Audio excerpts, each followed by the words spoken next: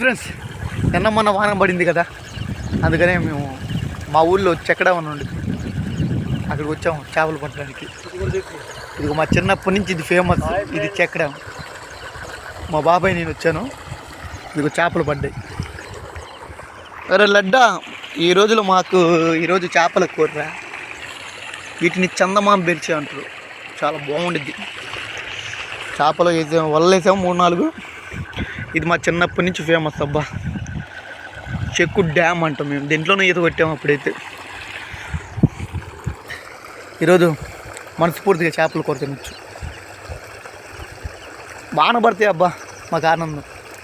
ఎందుకో మరి చేపలు పడతాయి అనుకుంటా. రైతుల గురించి వాటి గురించి ఆలోచించాం, చేపల గురించి అయితే పక్కగా ఆలోచిస్తాం. చూడండి, మనకు అన్నం పెట్టే రైతుల గురించి మనం పట్టించుకోం, స్వార్థం. ఎనీవే.